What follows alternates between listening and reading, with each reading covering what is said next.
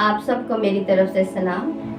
खुदा के कलाम की बातें नुसरत जॉन के साथ। अगर आप हमारे चैनल पर नए हैं तो इसको ज़रूर सब्सक्राइब कीजिए और खुदा के कलाम की बातों को ज़्यादा से ज़्यादा शेयर कीजिए ताकि खुदा के कलाम की बातें ज़्यादा बहन भाइयों तक जा सकें। अगर आप कलाम की इन बातों को ज़्यादा से ज़्यादा शेयर करेंगे और दूसरों तक पहुंचाएंगे तो खुदा आपको भी बरकत से मालामाल करेंगे और आप दूसरों के लिए भी बरकत का वसीला बनेंगे। आज कलाम मुकद्दस में से हम सीखेंगे कि जब यीशु जिंदा हो गए तो अपने शागिर्दों पर जाहिर हुए, उन औरतों को दिखाई दिए, लेकिन उन्होंने यकीन ना किया। किस सूरत पे यकीन किया, कैसे यकीन किया, आइए कलाम मुकद्दस में से पढ़ते हैं। अंजील मुकद्दस बामुताबिक मुकद्दस मरकज़ 16 बाब 10 आयत से 12 आयत तक। इसने जाकर उन्हें जो उसके साथ रहते थे खबर दी और जो अब मातम करते और रोते थे। पर जब सुना कि वो जिंदा है और उसे दिखाई दिया है तो उन्होंने यकीन ना किया। इसके बाद वो दूसरी सूरत में उनमें से 2 को दिखाई दिया जो पैदल देहात को जा रहे थे। उन्होंने लौटकर बाकियों को खबर दी, मगर उन्होंने इनका भी यकीन ना किया।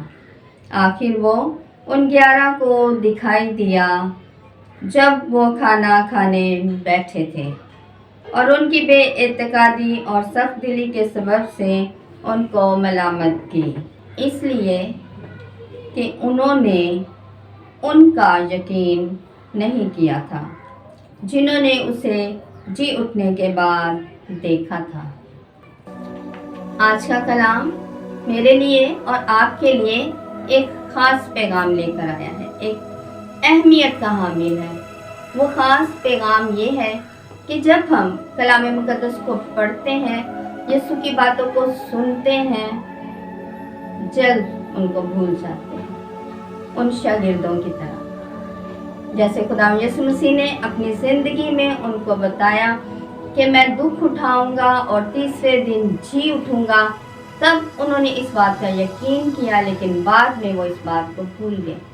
हालांकि यहाँ पे कलाम मुकद्दस में लिखा है कि वो रो रहे हैं, मातम कर रहे हैं, दुखी हैं, एक कमरे में बंद हैं, यीशु के लिए परेशान है, उदास हैं। लेकिन जब उन औरतों ने आके उनको बताया तो भी उन्होंने यकीन नहीं किया। फिर वो 2 और शागिर्दों को दिखाई दिया, उन्होंने बाकियों को आके बताया, उन्होंने भी यकीन नहीं किया। यहाँ तक कि फिर खुदावंद यीशु मसीह को खुद सब पर अपने आप को जाहिर करना पड़ा। और जब वो सारे एक कमरे में थे तो खुदावंद यीशु मसीह ने अपने आप को उन पर जाहिर किया, उनके दरमियान में आया।